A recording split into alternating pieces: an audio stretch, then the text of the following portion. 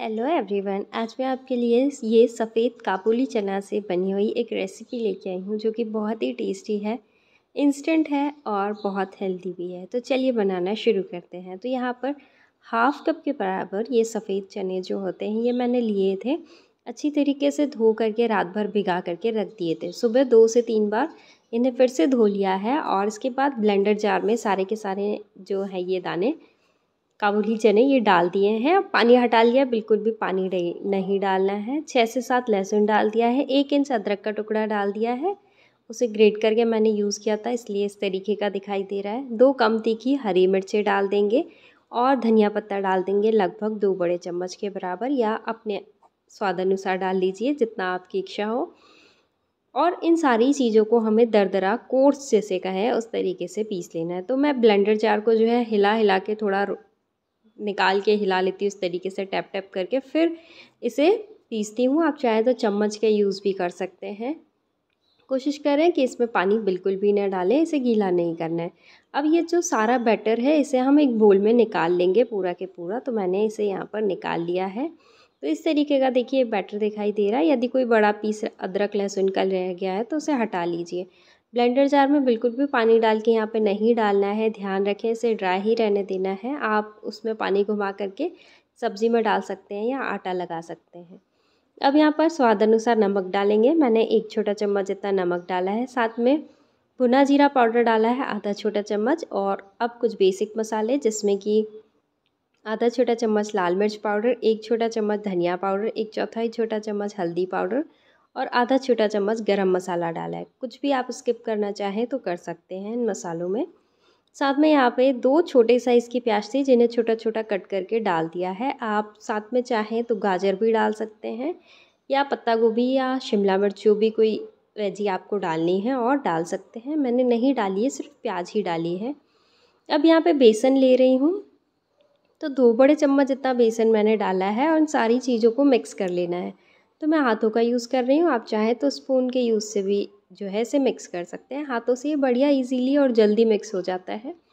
अच्छी तरह मिक्स कर लेने के बाद मैंने इस तरीके से इसे बाइंड करके देखा तो बॉल इजीली तो बन रही है, पर हल्का सा ही गीला लग रहा है मुझे। तो मैंने यहाँ पे लगभग 1.5 बड़े चम्मच जितना जो है और बेसन डाल दिया है और बस अब इसे भी हम मिक्स कर लेंगे। रेस्ट के लिए इसे बिल्कुल भी नहीं रखना है, क्योंकि अनियन डाली है और नमक मसाले डाले हैं तो वो और गीला होता जाएगा। टाइम के साथ साथ बेसन की क्वांटिटी और बढ़ानी पड़ेगी, इसीलिए अब हम यहाँ पर इसकी बॉल्स बना लेंगे। तो छोटी छोटी बॉल्स बना सकते हैं आप या बड़ी बड़ी बॉल्स बना सकते हैं। मेरा टारगेट टोटल 12 बॉल्स बनाने का था, इसीलिए मैं थोड़ी बड़ी बड़ी बॉल्स बना रही हूँ और लो फ्लेम पे आराम से कुक करूँगी तो कोई दिक्कत नहीं है। इसमें बिल्कुल भी कच्चापन वाली बात नहीं रहेगी। तो टोटल यहाँ पे 14 बॉल बन करके रेडी हुई है, कोई दिक्कत नहीं है। इस बोल को भी हमें हटा देना है। आप चाहें तो उसमें आटा लगा सकते हैं, उसका और कोई ऑप्शन नहीं है। अब यहाँ पे गैस का फ्लेम ऑन करेंगे और एकदम लो पर रखेंगे और उस पर ये अप्पे पैन रख देंगे। पहले इसे गर्म हो जाने देंगे। मैंने इसे तुरंत ही धोया तो थोड़ा ड्राई होने दिया है 1-2 मिनट। लो फ्लेम पे 2 छोटे चम्मच जितना तेल जो है सारे इन बॉल्स के होल में डाल दिया है मैंने, और इसके बाद ये सारी बॉल्स डाल देंगे। तो यहाँ पे ये एक हेल्दी तरीका है अप्पे पैन में इन फलाफल बॉल्स को सेकने का, फ्राई करने का। आप चाहे तो इन्हें डीप फ्राई कर सकते हैं। ये जो मेथड है मेरी वाली, इसमें लगभग 10 से 12 मिनट का टाइम लगेगा हमें यहाँ पर। और यदि आप डीप फ्राई करने वाली मेथड करते हैं तो आपको 3 से 4 मिनट का टाइम ही लगेगा। सारी बॉल्स मैंने यहाँ पर डाल दी थी, इसके बाद कवर करके 2 मिनट पकाया है। और अब हम फिर से 2 से 3 छोटे चम्मच जितना तेल डाल देंगे और इन्हें फिर से पलट देंगे और अलट पलट के जो है हमें इसे सेकना है।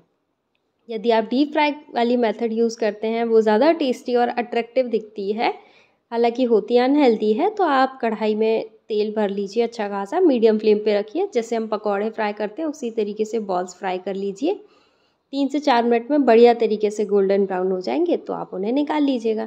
तो यहाँ पे 3-4 चम्मच के जितना, छोटा चम्मच जितना तेल डाला है। तेल तो थोड़ा डलेगा ही, आप घी का यूज़ भी कर सकते हैं।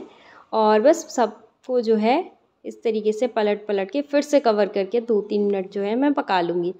तो 2 बार कवर करके पकाना है हमें, एक बार जब हमने डाला तब और दूसरी बार जब हमने पलटा तब। और बस इसके बाद हमें इसे कवर नहीं करना है। अब इसी तरीके से खुले में ही बिना कवर किए ही पकाना है, जिससे कि ये क्रिस्पी बनेंगे और अंदर तक अच्छी तरीके से कुक हो जाएंगे। तो यहाँ पे देखिए अब ये ड्राई हो गए हैं, तो इजीली जो है चम्मच से घूम जा रहे हैं। तो इसी तरीके से मैंने इन्हें बढ़िया तरीके से सेक लिया है। क्योंकि हमने बेसन डाला है तो इसलिए लो फ्लेम पे पकाना ज़रूरी है। डीप फ्राई करेंगे तो बहुत ही जल्दी इजीली कुक हो जाता है बेसन भी और हर चीज़। यहाँ पे पूरी 12 से 13 मिनट मैंने इन्हें अपने पैन में जब से डाला था तब से कुक कर लिया है। इतना टाइम लगा है। सारी पॉज बन करके रेडी हो गई हैं। अब हम इन्हें निकाल लेंगे। तो आप चाहें तो इसे हरी चटनी के साथ सर्व कीजिए। मुझे ये पर्सनली टोमेटो केचप के साथ अच्छे लगते हैं। अगेन ये एक अनहेल्दी ऑप्शन है, बट कोई दिक्कत नहीं है, थोड़ा बहुत तो चलता है। तो ये अंदर से बिल्कुल भी कच्चे नहीं है, देखिए एकदम कुक हो गए हैं, बिल्कुल भी कच्चापन आपको नहीं फील होगा। तो एक बार ज़रूर ट्राई कीजिएगा इस रेसिपी को और कमेंट करके बताइएगा। Thank you.